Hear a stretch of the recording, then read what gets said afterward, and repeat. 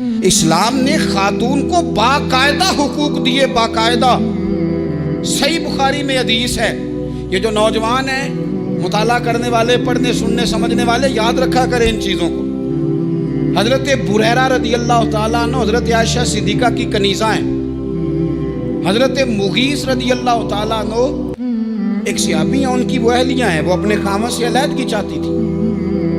ان کے خامد بڑی محبت کرتے تھے، علیحدہ ہونا نہیں چاہتے تھے، خاتون رہنا نہیں چاہتی تھی۔ انہوں نے بڑی سفارشیں کرائیں کہ میرا خامد، میری بیوی مجھ سے صلح کر لے، حالانکہ وہ خاتون کنیز ہیں، خادمہ ہیں، بڑے قبیلے سے بظاہر تعلق نہیں۔ بالآخر انہوں نے گزارش کی، سیدہ عائشہ صدیقہ رضی اللہ تعالیٰ عنہ سے کہا، کچھ اور ذرائع اختیار کیے۔ حضرت مغیث نے رضی اللہ تعالیٰ عنہ، ان کے شوہر نے، کہ نبی پاک علیہ السلام کی خدمت میں عرض کریں، حضور میری سفارش کریں کہ یہ مجھ سے صلح کر لیں۔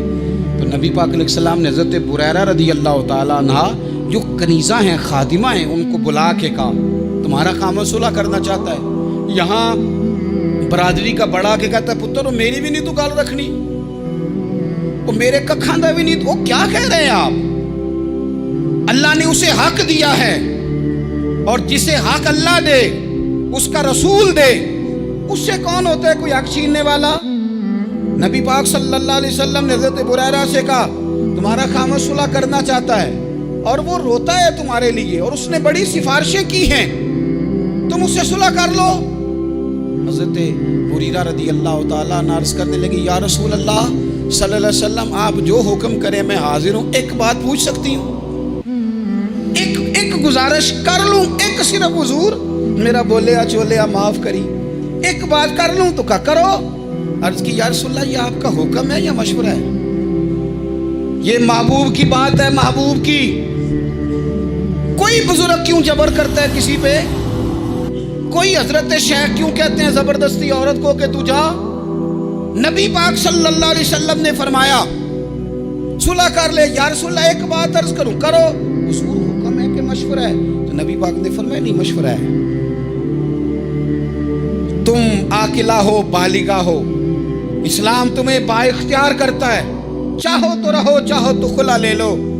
عرض کرنے لگی، حضور اگر مشورہ ہے تو پھر میں مغیث سے صلح نہیں کرنا چاہتی۔ میرے محبوب نے فرمایا تو جس حال میں راضی ہے میں بھی راضی ہوں۔ ٹھیک ہو گئی بات، ختم ہو گئی۔ حضور نے کوئی زور نہیں، اتنے اسلام حقوق دیتا ہے عورت کو، کسی کو اجازت نہیں کہ وہ جبر کرے، وہ ظلم کرے۔ میں آ گیا ہوں صلح نہیں کرنی، تو کیوں آیا ہے؟ تو نے وقت گزارنا ہے، جانے وہ خامد کس طرح کا ہو۔